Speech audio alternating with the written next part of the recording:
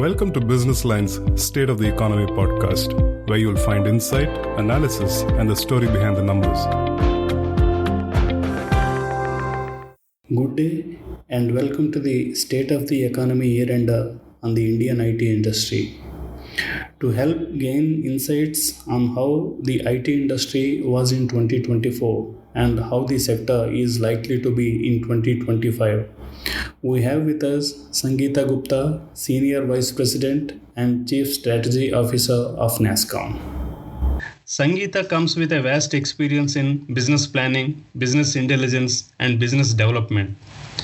With a master's in economics from the Delhi School of Economics, Sangeeta offers valuable insights into the economic factors impacting the IT sector. The IT sector is navigating a complex landscape. It is grappling with challenges arising from macroeconomic headwinds. It is also facing challenges in geopolitical uncertainties. While these turbulent times present opportunities for Indian IT services companies, they also bring forth a new set of hurdles to overcome. Let us discuss these issues with Sangeeta. Welcome to the State of the Economy podcast, Sangeeta. Thank you so much, and it's such a pleasure to join you here today. It's always a pleasure talking to you, Sangeeta. Let us start off, since it is a year-end podcast. How was the year like for the IT industry, particularly in the backdrop of the macroeconomic and geopolitical issues? If you're in the technology world, it continues to be both exciting and challenging, like you said, right? Because on one hand, we are seeing exponential innovation in technology, whether it's in the whole AI space, the generative AI, large language models, and every day a new development happening, whether now with quantum computing and the changes that are happening there, whether it's in just every aspect of how technology is being used and innovated with. I think there's a lot happening as a part of the technology sector. However, I think if you look at the Indian technology sector, 2024, I would say, was a mixed year for the industry. We are a very heavily export-led sector, so almost 70% of the industry revenues are export-led, and hence the global macroeconomic uncertainties impacted decision-making in large global businesses that outsource work to India. It impacted discretionary spending, and hence you would see a muted growth for this fiscal year.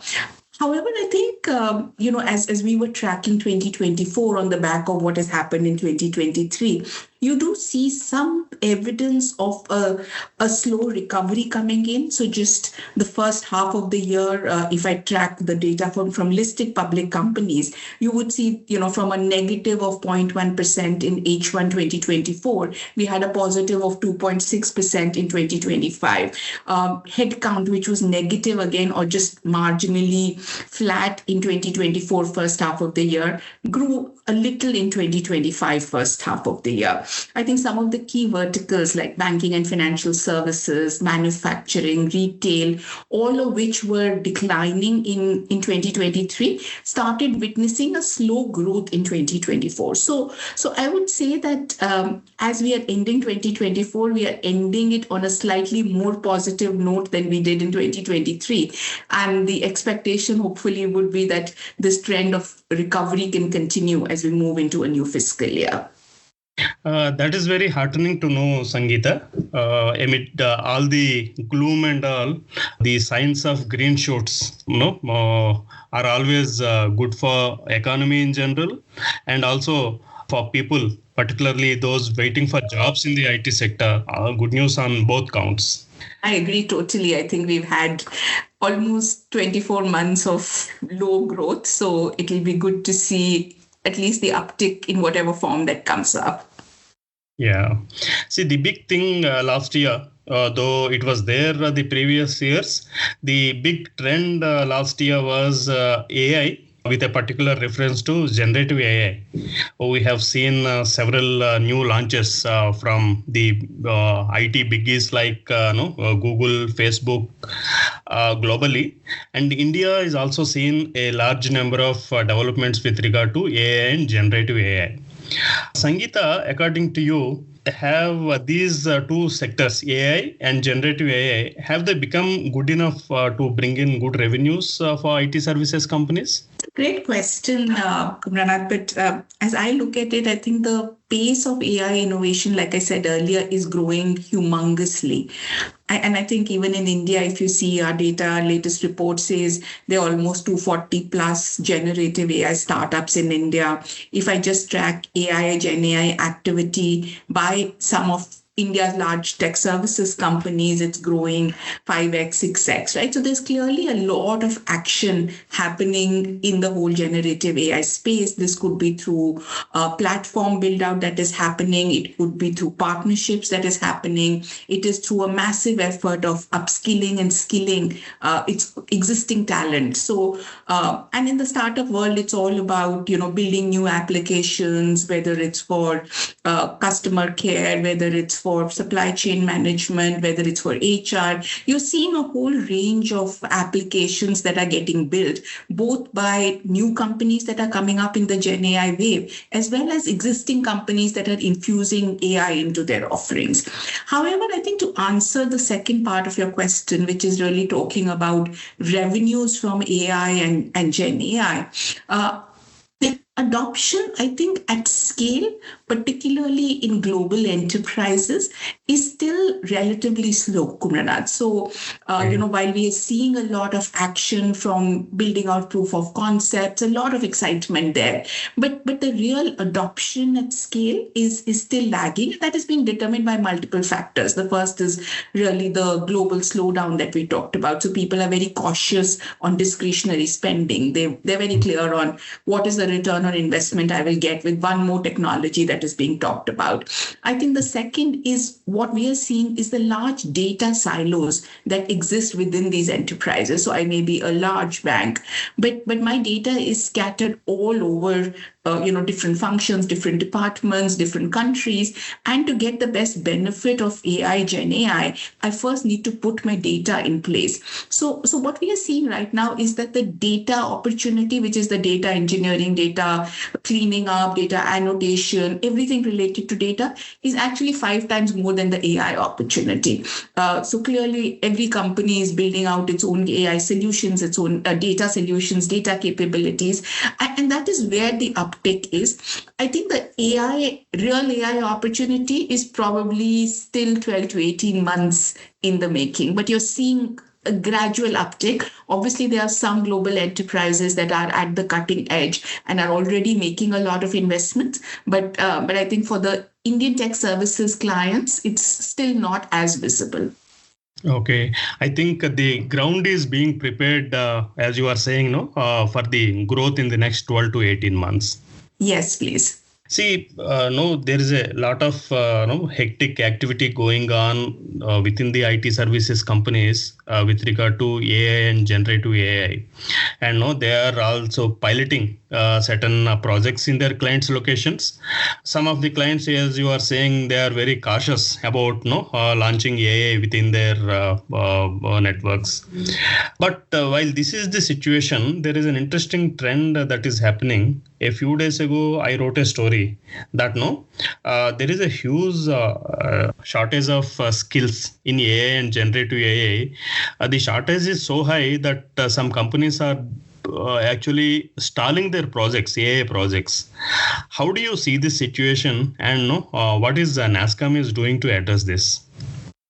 I think that's a very, very important priority for companies that will be building out their AI capabilities, right? Access to AI talent.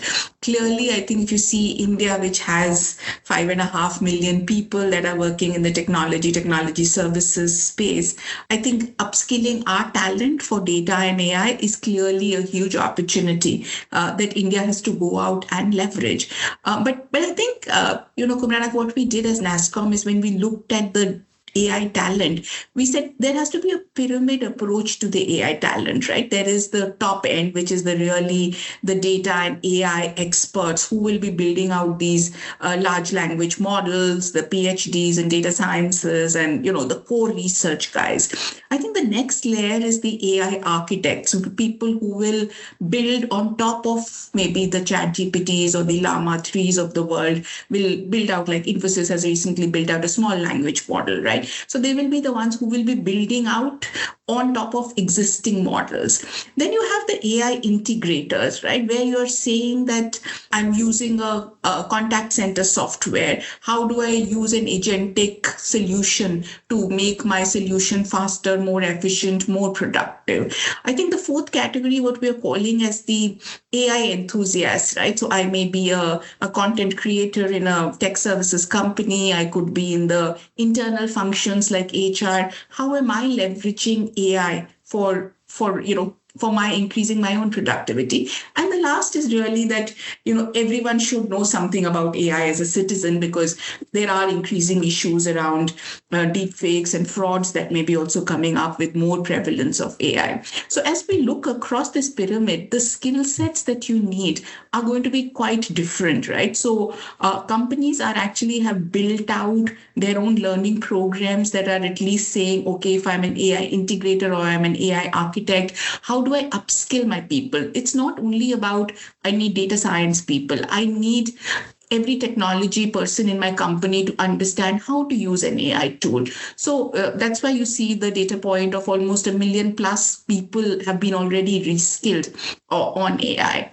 Having said that, I think even if you look at what's happening in the academia, right, clearly if we go and ask people what are the AI skills that you need, and they're like, today it may be a Python or an R3 or NVIDIA skills, but these skills are fast changing. So what we need is really people who have solid foundational skills in technology, and then have all these new professional skills, which may be creative problem solving, which is the ability to understand domain and not just technology.